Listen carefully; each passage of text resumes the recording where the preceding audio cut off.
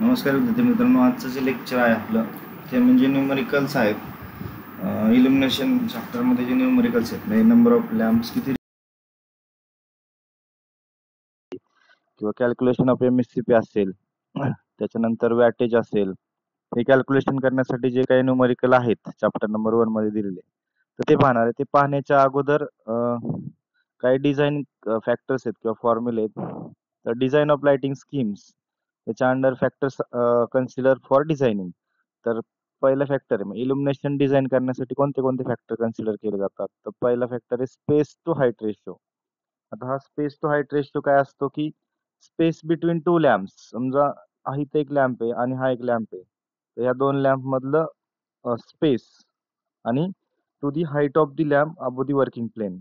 समजा हा टोटल एक तुमची रूम आहे, सिलिंग वरती लॅम्प बसवलेले असतील, तर हा जो वर्किंग प्लेन आहे, फॉर एक्झाम्पल हा वर्किंग प्लेन आहे, तर इथून यांची जी हाईट आहे लॅम्पची, त्या दोघांचा रेशो, हाईट आणि ही काय स्पेस, तर ह्या दोघांचा रेशो म्हणजे काय असते, space to height ratio. Space between two lamps divided by height of the lamp above the working plain.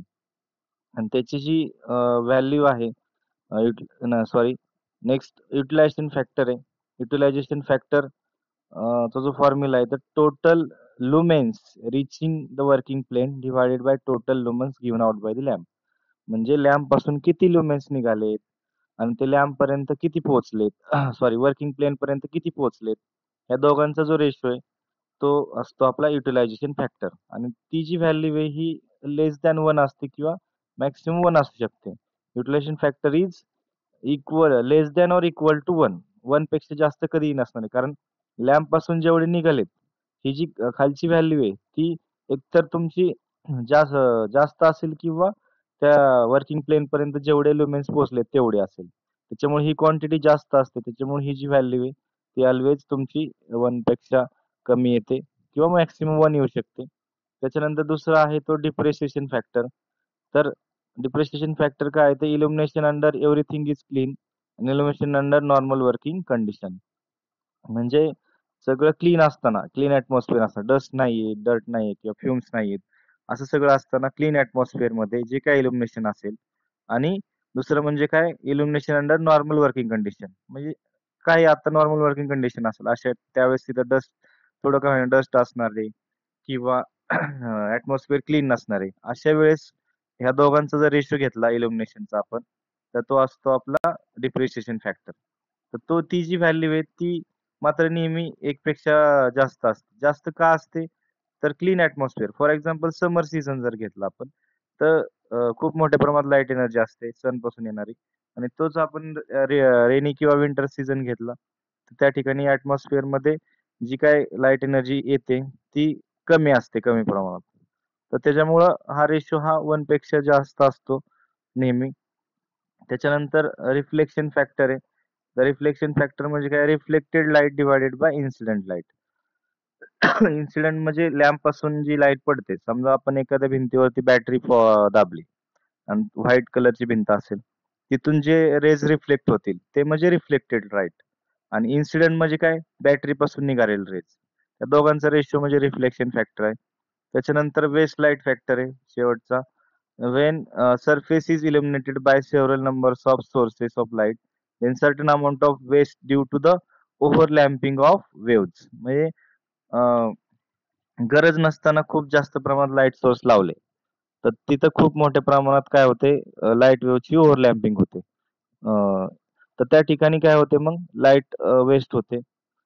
The waste light taken into account depending upon the types of area to be illuminated. कुठला area illuminate करायचा त्याच्यावरती waste light factor consider करतात. The value of waste light factor between 1 and 1.5. ठीक आहे. For example सांगतो की एखादं कापड दुकान असेल, तर त्या ठिकाणी गरज नसताना खूप मोठ्या प्रमाणात काय केलेले असतात, लॅम्प लावलेले असतात. कारण ते प्रोडक्ट त्यांना खपवायचं असतं. त्याच्यामुळं त्याचा सेल जास्त झाला पाहिजे, ह्या गोष्टी असतात त्याच्या पाठीमागे. पण इलेक्ट्रिकलच्या रिलेटेड आपण जर विचार केला, तर त्या ठिकाणी गरज नसताना आवश्यकतेपेक्षाही जास्त लॅम्प तिथे लावलेले असतात. तर हे खूप मोठ्या प्रमाणात लाईटचं वेस्टेज आहे. तर तो फॅक्टर कन्सिडर केला जातो वेस्ट लाईट फॅक्टरमध्ये. तर हे सगळे फॉर्म्युले आहेत आणि न्यूमरिकल वेगळ्या गोष्टींवरती आहेत, जे अगोदर आपण डेफिनेशन पाहिलं होतं एमएससीपीच्या असतील किंवा इल्युमिनेशन असतील, लुमिनस इंटेन्सिटी असेल, त्याच्यावरती डिपेंड आहेत. तर फर्स्ट न्यूमरिकल बघा, अ 20 sorry 250 volt lamp as a total flux if 1500 लुमेन्स. 250 व्होल्टचा लॅम्प आहे. त्याच्यापासून एक्सपेक्ट किती आहे? 1500 जवळपास लुमेन्स एक्सपेक्ट आहेत किंवा रिक्वायर्ड आहेत. टेक्स करंट ऑफ 0.4 अँपिअर आणि तो करंट किती घेतोय? 0.4 अँपिअर घेतोय. तर तुम्हाला विचारलंय की लुमेन्स पर वॅट किती असतील आणि दुसरं म्हणजे एमएससीपी पर वॅट किती असेल. तर हे पर वॅटचं कॅल्क्युलेशन करायचंय. तुम्हाला लॅम्पचं वॅटेज दिलेलं नाहीये, पण लॅम्पचे लुमेन्स दिलेत. लॅम्प पासून किती लुमेन्स निघतायत ते दिलेले आहेत. त्याच्यानंतर व्होल्टेज दिलेला आहे आणि करंट किती लॅम्प घेतो तो दिलेला आहे. मात्र तुम्हाला लॅम्पचं वॅटेज काढावं लागेल. मग सुरुवात कशी करायची? तर total MSCP of the lamp. लॅम्पची टोटल एमएससीपी किती आहे? तो किती वॅटचा आहे माहिती नाहीये, पण तुम्हाला लॅम्पचे लुमेन्स लेवल माहिती आहे. त्याच्यानुसार total lumens required in working plane divided by 4 pi. तर हा 4 पायने त्याला डिवाइड करायचंय.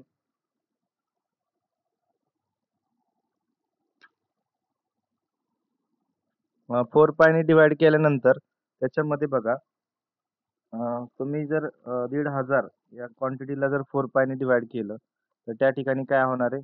ही व्हॅल्यू तुम्हाला भेटेल 119.36 एवढी व्हॅल्यू भेटेल. ही असेल तुमची total lumens, total MSCP of the lamp. MSCP म्हणजे मीन स्फेरिकल कॅन्डल पॉवर. ही तुमची काय असेल? त्या टोटल लॅम्पची असेल 119.36 एवढी व्हॅल्यू तुम्हाला भेटेल. त्याच्यानंतर पुढं आहे पॉवर ऑफ द लॅम्प. लॅम्पची पॉवर कॅल्क्युलेट करण्यासाठी आपला बेसिक फॉर्म्युला आहे. बेसिक फॉर्म्युला कोणता आहे? तर व्ही इंटू आय. व्होल्टेज माहिती, करंट माहिती, 250 इंटू 0.4. तर आपल्या लॅम्पचं वॅटेज किती येते? 100 वॅटचा लॅम्प आहे. ठीक आहे. मग 100 वॅटचा लॅम्प आहे तर तुम्हाला त्या लॅम्पची एमएससीपी माहिती 1500 आहे.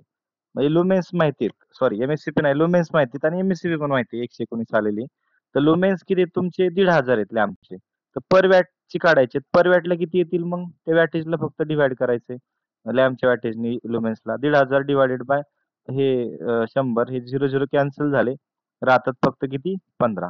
तर पर वॅटची लुमेन्स लेवल किती आहे? 15 लुमेन्स एवढी आहे. त्याच्यानंतर एमएससीपी पर वॅट. लॅम्पची किती आहे? 119.36 आलेली. मग लॅम्पची वॅटेज किती आहे? 100. हा 0 फक्त शिफ्ट होईल इकडं. तो येईल तुमचा इथं 1. कारण हे 1 2 0 आहेत. 1 आणि 2 अशी तुमची व्हॅल्यू येते. कॅल्सीची पण गरज नाही इथं. तर 1.1936 एवढी एमएससीपी पर वॅट तुम्हाला भेटेल. पुढचं सेम न्यूमरिकल आहे. तर सेम न्यूमरिकल मध्ये फक्त काय केलं? वॅटेज वगैरे चेंज केले, व्होल्टेज चेंज केलेलं आहे आणि लुमेन्स लेवल चेंज केलेली. काय विचारलंय? 230 व्होल्ट एवढं व्होल्टेज सप्लाय. टोटल फ्लक्स किती आहेत तुमचे किंवा लुमेन्स लेवल किती? 2800 आहे. त्याच्यानंतर it takes current of 0.7 ampere. Calculate lumens per watt आणि एमएससीपी पर वॅट. परत तोच formula, total MSCP of the lamp. लॅम्पची टोटल एमएससीपी काढून घ्यायची सुरुवातीला. टोटल एमएससीपी काढण्यासाठी काय करणार? ह्या लुमेन्स लेवलला 4 पायने डिवाइड करणार. Total lumens required on working plane divided by 4 pi. त्याला जर आपण डिवाइड केलं तर 2800 डिवायडेड बाय 4 पाय. तर तुमची किती येतात? 222.81 एवढी तुमची एमएससीपी येते लॅम्पची. मग त्या आलेल्या एमएससीपी ला तुम्हाला लॅम्पचं वॅटेज लागणार आहे. मग पॉवर ऑफ द लॅम्प किती आहे? V into I. करंट दिलाय, व्होल्टेज दिलाय 230 आणि 0.7. तर ती येते तुमची 161 वॅट. एवढं तुमच्या लॅम्पचं वॅटेज आहे. जो काही लॅम्प तिथं आहे त्या लॅम्पचं वॅटेज 161 वॅट येते. मग काय फक्त त्याला वॅटेजने डिवाइड करायचं. लुमेन्स तर माहिती आहे, लुमेन्स तर लुमेन्स आहेत. लुमेन्स पर वॅट कॅल्क्युलेट कशी करणार? तर हे लॅम्पचे लुमेन्स आहेत 2800. त्याला 161 ने डिवाइड करा. कॅल्सीवरती आन्सर तुमचं 17.39 येईल. आणि एमएससीपी पर वॅट कॅल्क्युलेट करण्यासाठी जी काही एमएससीपी आलेली इकडे वरती 222 पॉईंट समथिंग काहीतरी आलेली 81, तर त्या व्हॅल्यूला फक्त काय करायचं आपल्याला?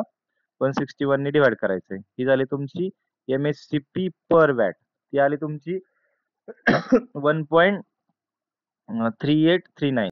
ही झाली तुमची एमएससीपी पर वॅट. तर ह्या टाईपचे क्वेश्चन तुम्हाला विचारले जातील. अजून दुसऱ्या टाईप मधले क्वेश्चन खाली आहेत की नंबर ऑफ लॅम्प्स, म्हणजे समजा वर्किंग एरिया दिलाय तुम्हाला की डायमेन्शन दिले त्याचे एखाद्या हॉलचे, तर त्या हॉलचे डायमेन्शन दिलेले असतील, तर मग ते कसे कॅल्क्युलेट करणार, किती किती नंबर ऑफ लॅम्प्स तुम्हाला लागतील ते कॅल्क्युलेट करण्यासाठी हे न्यूमरिकल आहेत. तर न्यूमरिकल बघा काय दिलंय, a small assembly shop 16 metre long, 10 metre wide and 13 metre up. तर एक स्मॉल असेंब्ली शॉप आहे, त्याची लेंथ आहे 16 मीटर, 16 मीटर. ती रुंदी आहे त्याची 10 मीटर आहे आणि अप त्याची हाईट दिलेली आहे किती, 3 मीटर दिलेले आहे. त्याच्यानंतर up to trusses is to be illuminated to a level of 200 lux. तुम्हाला इल्युमिनेशन लेवल किती पाहिजे, तर 200 लक्स पाहिजे. तर the utilisation maintenance factor is 0.74 and 0.8 respective. Utilisation आहे तुमचं 0.74, मेंटेनन्स आहे 0.8, हे फॅक्टर दिलेले आहेत. विचारले calculate the number of lamps required to illuminate the whole area if the lumens output of the lamp selected is 3000 lumens. तुम्हाला dimension दिलेले आहेत हॉलचे, 16 मीटर बाय 10 मीटरचा हॉल आहे, त्याचा एरिया काढून घ्यावा लागेल. आणि तुम्हाला त्या टोटल एरियामध्ये 200 लक्स, कुठेही जा, कुठल्याही कोपऱ्यामध्ये जा, मिडलला मेजर करा, तर तिथं प्रत्येक पॉइंटला तुम्हाला जी इल्युमिनेशन लेवल आहे ती 200 लक्स एवढी भेटली पाहिजे. आणि काय करा म्हटलं की जी लुमेन्स आउटपुट आहे लॅम्पचं ते 3000 सिलेक्ट करा. जो काही लॅम्प सिलेक्ट करणार आहे त्याचं लुमेन्स आउटपुट 3000 असावं. मग हा न्यूमरिकल कसं सॉल्व्ह करणार बघा. पहिल्यांदा तर काय एरिया काढून घ्यावा लागेल. Area of working plane L into तुम्हाला बी करावं, लांबी गुणिले रुंदी. तर ही इथं किती येतंय, 160 मीटर स्क्वेअर येतंय. त्याच्यानंतर ई और आय इंटेन्सिटी किती रिक्वायरमेंट आहे, इल्युमिनेशनची गरज आहे 200 लक्सची दिलेली. युटिलायझेशन फॅक्टर 0.75 आहे, हा 0.8 आहे. आणि lumens of lumens output of each lamp ते किती कन्सिडर करा म्हटलंय, ते 3000 कन्सिडर करा असं म्हटलंय. The number of lamps required, direct formula आहे, illumination level into area into lumens output of each lamp, utilization factor into multiplying factor. तर ही इल्युमिनेशन लेवल 200 पाहिजे, एरिया आपला 160 आलेला आहे metre square. Illumination output of each lamp किती आहे तुमचं, 3000 सिलेक्ट करा असं म्हटलंय. आणि 0.7 युटिलायझेशन फॅक्टर आहे, मेंटेनन्स फॅक्टर 0. हे जर कॅल्क्युलेट केलं तर आपलं आन्सर येते 18.018. तर तुम्हाला किती नंबर ऑफ लॅम्पची रिक्वायरमेंट असणार आहे, तर किती असणार ती 18 number of lamps required of 100 watt. 100 वॅटचे तुम्हाला 18 लॅम्प लागणार आहेत त्या ठिकाणी. जर त्याची एका लॅम्पची इल्युमिनेशन लेवल 3000 असेल 100च्या, तर जर दुसरे लॅम्प घेतले त्याची इल्युमिनेशन 3000 असेल तर ते तेवढे लॅम्प तुम्हाला गरज असेल. आपण 100 वॅटचे कन्सिडर केलेले आहेत. इनकॅन्डिडेंट लॅम्प आहे असं कन्सिडर करून कॅल्क्युलेशन करायचे. त्याच्यानंतर पुढं सेम न्यूमरिकल आहे, थोडासा चेंज आहे. हॉल ऑफ 40 मीटर 40 फीट दिलेलं आहे, मीटर मध्ये नाही आता. 40 फीट बाय 50 फीट, 40 बाय 50 चा हॉल आहे. Is to be illuminated 40 lumens per square feet on the area. Per square फीटला किती आहे तुमचं, 45 लुमेन्स लागणार आहेत. ठीक आहे, एका स्क्वेअर फूटचे. नंतर if the utilization factor 0.6, depreciation factor दिला 0.8 and source given an output of 10 lumens per watt. जे काही लॅम्प असणार त्याचं किती पाहिजे तुम्हाला, पर वॅटचं इल्युमिनेशन लेवल दिलेले 10 लुमेन्स पाहिजे. Determine the number of lamps. आता इथं हा न्यूमरिकल थोडासा वेगळा आहे, पाठीमागचा वेगळा होता. पहिल्यांदा एरिया काढून घ्यावा लागेल. एरिया ऑफ वर्किंग प्लेन काय 40 into 50 हा येतो 2000 स्क्वेअर फूट एवढा एरिया येईल. नंतर तुम्हाला इल्युमिनेशन लेवल दिली पर स्क्वेअर फीटची, ती दिलेली आहे किती, 45 लुमेन्स पर स्क्वेअर फीट दिली, म्हणजे ई ची व्हॅल्यू दिलेली. तर हे 405 नसून किती येते, 45 लुमेन्स पर स्क्वेअर फीट. एका स्क्वेअर फीटला 45 लेवल आली पाहिजे लुमेन्सची. युटिलायझेशन फॅक्टर 0.6, डिप्रेशन 0.8, इफिशियन्सी म्हणजे इथं लास्टला जे दिलेलं आहे की लुमेन्स पर वॅट म्हणजे असते लॅम्प इफिशियन्सी. ती लॅम्प इफिशियन्सी किती दिलेली आहे, 10 लुमेन्स पर वॅट एवढी दिलेली आहे लॅम्प इफिशियन्सी. आणि विचारले काय, नंबर ऑफ लॅम्प्स फाइंड करा, find the number of lamps required. मग काय पहिल्यांदा घ्यायचे टोटल लुमेन्स युटिलाइज, किती लुमेन्स युटिलाइज केले त्या पूर्ण एरियामध्ये. तर जो काय टोटल एरिया आहे आपल्याला दिलेत पर स्क्वेअर फूटचे, आणि आपल्याला 2000 स्क्वेअर फूटला किती लागतील लुमेन्स लेवल ती काढायची. मग त्या ठिकाणी काय करायचंय, ई इंटू ए हा फॉर्म्युला वापरायचा आहे. इथं 45 इंटू 2000 जर केलं तर 90,000 लुमेन्स एवढी तुम्हाला गरज आहे 2000 स्क्वेअर फूटचा एरिया इल्युमिनेट करण्यासाठी, की जी इफिशियन्सी 10 लुमेन्स पर वॅट ठेवायची.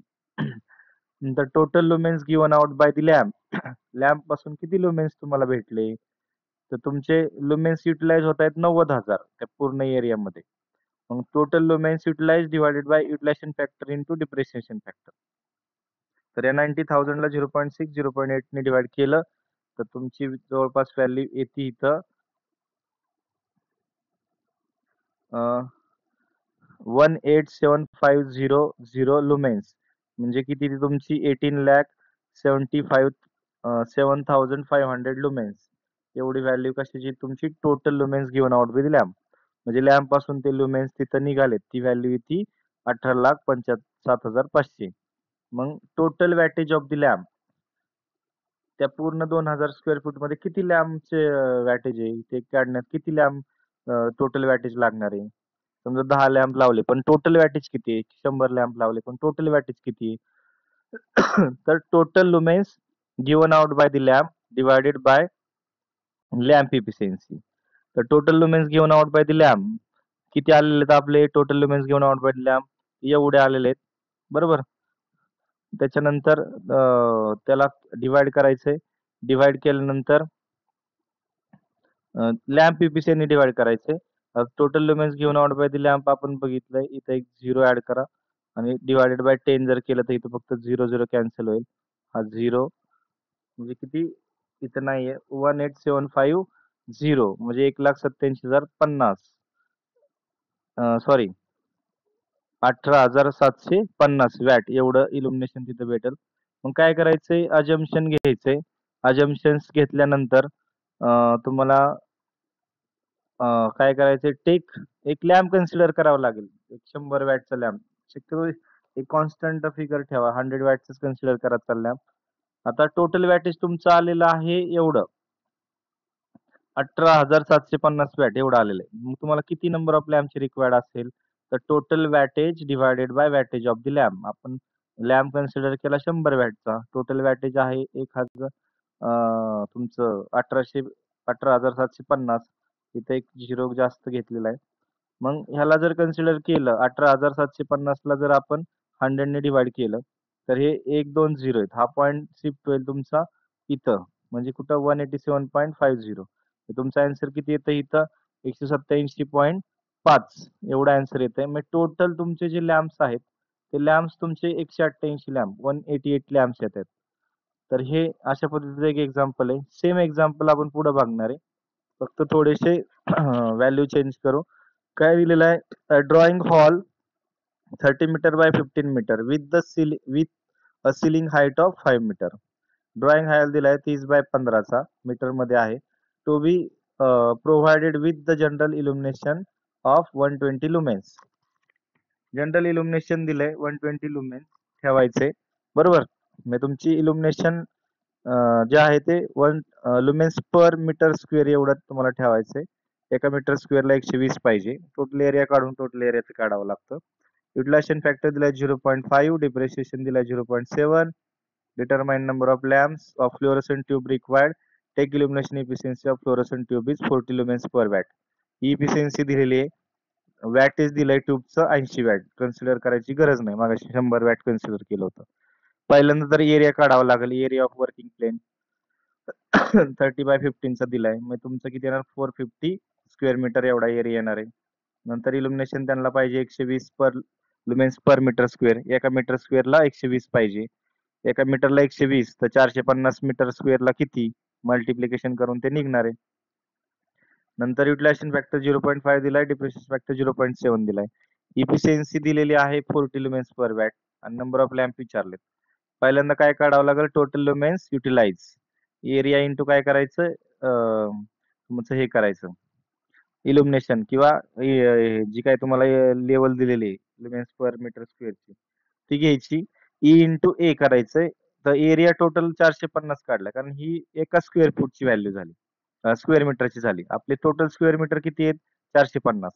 मग 120 गुणिले 450 केले तर टोटल जो हॉल आहे त्या हॉलमध्ये एवढे तुमचे लुमेन्स असतील. म्हणजे जवळपास 54,000 एवढे लुमेन्स त्या एरियामध्ये किंवा त्या हॉलमध्ये तुम्हाला पाहायला भेटतील टोटल. त्याच्यानंतर टोटल लुमेन्स युटिलाइज भेटले. आता total lumens given out by the lamp. Lamp पासून किती निघतायत मग? तर total lumens utilize divided by utilization factor into depreciation factor. तर तुमचे हे 54,000 त्याच्यानंतर 0.5 आणि 0.7 त्याला डिवाइड करायचंय. मग हे तुमची व्हॅल्यू येते साधारणपणे एक 1,54,285.71 लुमेन्स एवढे तुमचे टोटल लुमेन्स निघतायत. मग वॅटेज काढायचे. काय करणार? टोटल लुमेन्स घेऊन out by the lamp divided by lamp efficiency. हे टोटल लुमेन्स लॅम्प पासून निघतायत.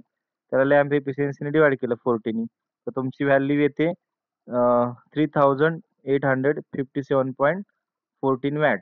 3,857.14 वॅट एवढी टोटल वॅटेज येत आहेत. टोटल वॅटेज भेटले. आपल्या एका ट्यूबची वॅटेज 80. नंबर ऑफ लॅम्प्स किती काढायचे? Total weightage divided by weightage of lamp. Fluorescent tube light आहे 80 वॅटची. मग टोटल वॅटेजला फक्त 80 वॅटने डिवाइड करा. तुमचा आन्सर येतो 48.21 म्हणजे 48 लॅम्प्स एवढे तुमची रिक्वायरमेंट असेल. कशाची रिक्वायरमेंट? तर टोटल नंबर ऑफ लॅम्प्स किती रिक्वायर्ड लागतात. तर आजच्या ह्या लेक्चरमध्ये आपण न्यूमेरिकल बघितले. 2 टाईपचे बघितले. नंबर ऑफ लॅम्प्स, बाकीच्या गोष्टी एरिया, इल्युमिनेशन लेवल दिलेले असताना, एफिशियन्सी दिलेली असताना lamp efficiency, number of lamp कसे काढायचे. आणि दुसरी गोष्ट दुसरा जो न्यूमेरिकल होते ते म्हणजे एमएससीपी पर वॅट आणि लुमेन्स पर वॅट कसे काढायचे. तर या 2 टाईप मध्ये तुम्हाला एक्झाम मध्ये क्वेश्चन विचारले जातील. तर आज मला वाटतं हे न्यूमेरिकल समजले असतील. काही डाऊट असतील तर कमेंट बॉक्समध्ये नक्की कमेंट करा. आणि आजचं लेक्चर इथंच थांबूया. अशा वेगवेगळ्या न्यूमेरिकलची अवश्य तुम्ही प्रॅक्टिस करा व्हॅल्यू चेंज करून. नक्कीच तुम्हाला हे न्यूमेरिकल जमतील. सोपे आहेत, शब्द थोडेसे अवघड आहेत. ठीक आहे, आजचं लेक्चर आपण इथंच थांबूया. धन्यवाद.